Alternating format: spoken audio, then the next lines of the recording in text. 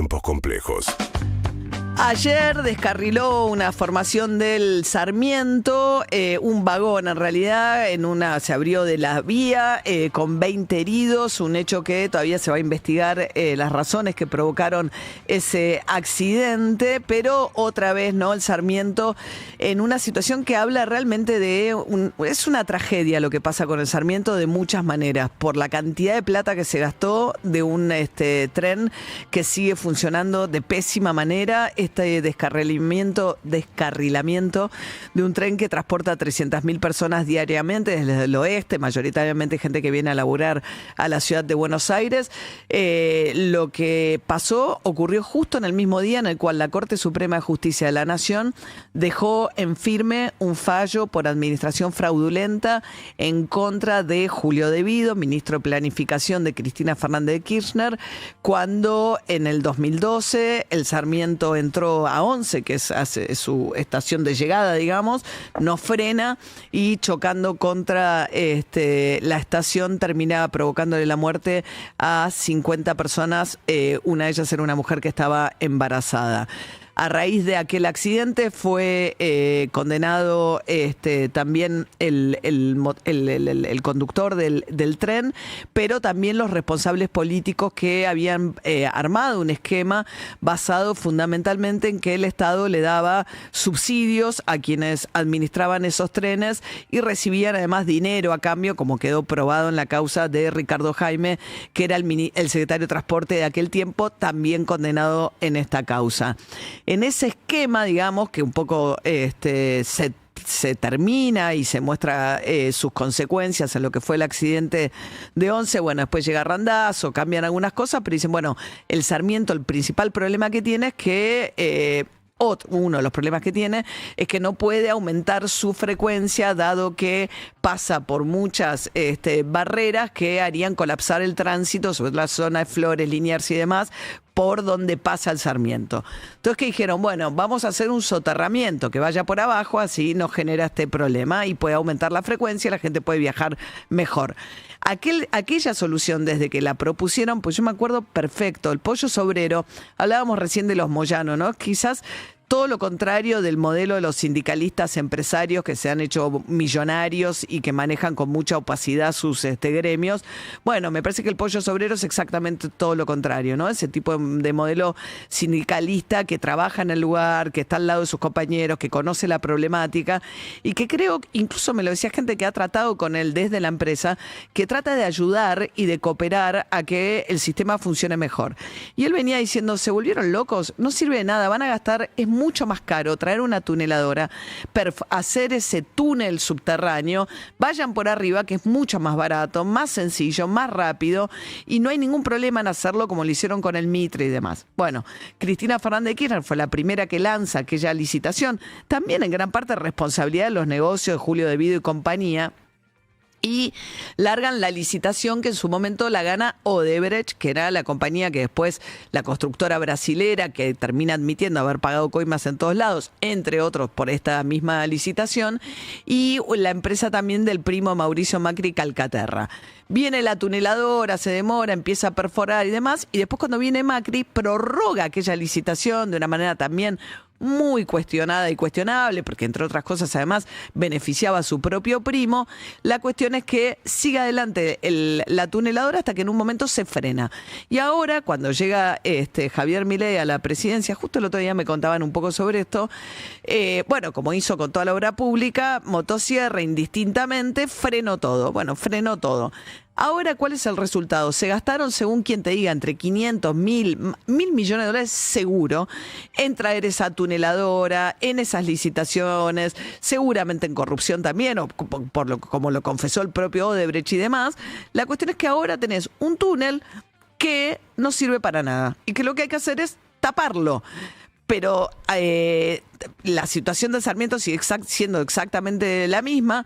Ya desde hace un tiempo, creo que del gobierno de Larreta ya habían dicho, bueno, vamos por arriba, abandonemos la idea de la tuneladora porque no sirve para nada, vayamos por arriba a hacer una obra más rápida, a ser más barata y demás. Bueno, en eso estaban cuando asume la presidencia Javier Milei y corta toda la obra pública. Entonces se corta incluso el diálogo con la Ciudad de Buenos Aires, porque además es el tipo de obra pública que requiere la coordinación de la provincia, de la ciudad y de la nación.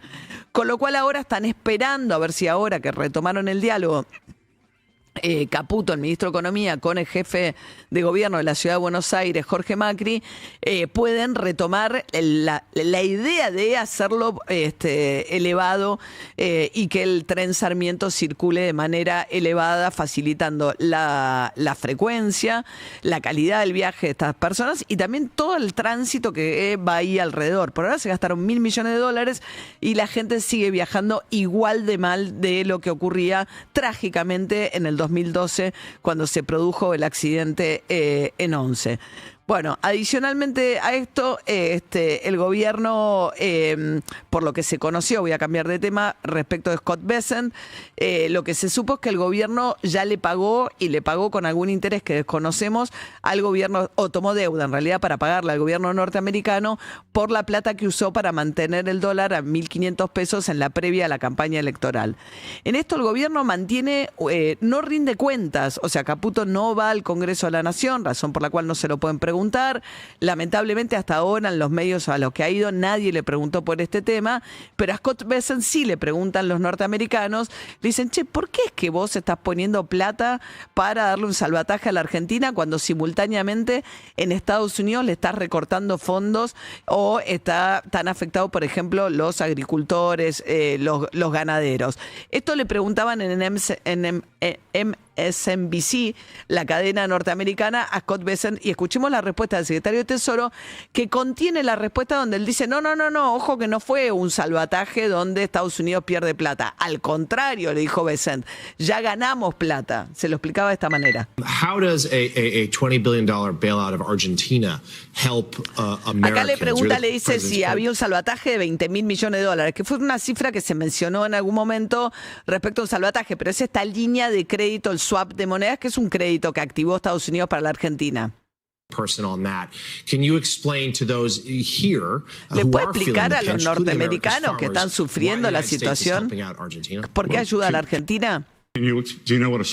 ¿Usted sabe lo que es una línea de swap? ¿Usted sabe lo que es un intercambio de moneda swap? Sí. Bueno, usted es el secretario de Tesoro. Entonces, ¿por qué, si usted sabe que es un swap, por qué está llamando un salvataje algo que no es un salvataje? En los salvatajes no se gana dinero y acá Estados Unidos ganó plata. Nosotros usamos nuestras posibilidades, nuestro balance para estabilizar un gobierno como el argentino, que es un gran aliado en Latinoamérica en una situación electoral. Y finalmente, gracias a eso, el presidente ganó de manera contundente las elecciones. Y ahora sí, hicimos dinero con esto. Bueno, aparentemente lo que pasó fue que Estados Unidos vendió los dólares, con esos pesos le dio un título el Banco Central colocó esos pesos, pero después usó el swap de Estados Unidos para devolverle los $2 a Estados Unidos con algún tipo de interés en el proceso. ¿Cuánta plata fue eso? No se sabe. Se estima que pudieron haber sido $100 millones por un préstamo de plata que además ahora se le deben esos dólares a Estados Unidos, porque de haber salido a comprar dólares en aquel momento para devolverle los que le prestó Estados Unidos, hubiese generado el efecto que el gobierno no quería generar, que era que subiera el tipo de cambio. Que es un poco, ahora esa es un poco la discusión, ¿no? En el momento en el cual, a partir de la tranquilidad financiera que se produjo con el triunfo electoral de Milei y la falta de presión que hay sobre el tipo de cambio, diciéndole, bueno, ahora sí, aprovechá esta situación, dejá flotar libremente el tipo de cambio, empezá a juntar reservas. No es lo que el gobierno está planificando hacer. Escuchábamos ayer a Caputo decir, no queremos tomar el riesgo de que el tipo de cambio pueda pegar algún salto más grande de lo esperado. Nos sentimos más cómodos con el sistema de las bandas cambiarias, poniéndole un techo al tipo de cambio por el historial argentino, y ese es el camino con el cual va el gobierno. Es difícil entender de dónde va a sacar los dólares o cómo va a ser el central para empezar a juntar dólares sin afectar la demanda y sin que eso haga que el dólar suba. Veremos cómo funciona eso, pero uno escucha a los economistas de todos los colores, como antes le decían, che, te vas a quedar sin dólares, sin saber que, bueno, iba a aparecer algo muy imprevisto como fue Scott Bessent, y después hay que preguntarse justamente, ¿no? Te quedás con una deuda en dólares con el gobierno norteamericano, pero bueno, al margen de eso y cuánto pagaste cuánto te costó llegar con el dólar a 1.500 pesos a las elecciones, que lo benefició a Milei claramente. Y ahora es, bueno, los economistas diciéndole un poco lo mismo que ya le dijeron muchas veces, che, aprovechá este escenario, tenés un ticket inesperado, que fue este apoyo inmenso al gobierno norteamericano, interviniendo directamente en una elección. O sea, se supone que un gobierno, por las reglas de la diplomacia, no interfiere en los asuntos internos de terceros países, y si lo hacía disimuladamente. Bueno, Estados Unidos no. Entra abiertamente, declara oficialmente que lo hace, además con la intención de que Milei gane las elecciones, cosa que ocurre. Ahora le dicen, bueno, aprovechá esta oportunidad, empezá a ser más flexible con estas cuestiones porque tenés una oportunidad muy grande que te dio el resultado electoral sumado a la ayuda de los Estados Unidos. Por ahora, el gobierno vuelve a insistir con algo que, para juntar más dólares, que había lanzado. Lo que pasa es que ya nos olvidamos, pero Experta en su momento se juntó con el titular de ARCA, el diputado renunciado, y habían anunciado todo un plan para facilitar sacar el dinero del colchón y nadie te va a preguntar nada de dónde viene la plata y demás. Bueno, eso lo van a incorporar nuevamente en las sesiones del Congreso ahora extraordinarias para Juan Pasos, el titular de ARCA, con Expert. Eso lo van a incorporar nuevamente dentro del paquete que van a mandar al Congreso para facilitar el ingreso de dólares sin que te pregunten mucho de dónde vienen. Pero igual lo que está pasando ahora, y es muy impresionante lo que acaba de publicar el INDEC respecto de lo que pasa con las familias y el poder adquisitivo, lo que está pasando en lo que tiene que ver con los ingresos tan golpeados, no solamente con una actividad muy golpeada y el consumo que no se recupera, sino que lo que se ve en las estadísticas del propio INDEC es que la mitad de las familias en el primer semestre del año apelaron a algún mecanismo de desahorro, o sea, ya sea pidiendo prestado a un familiar o endeudamiento con la tarjeta de crédito o fuera del sistema bancario o vendiendo objetos para poder sostener sus consumos mensuales. La mitad. 1 de cada 4 familias de clase media y 1 de cada 3 familias de los sectores populares tuvo que recurrir a alguno de estos mecanismos en el primer semestre para poder llegar a fin de mes.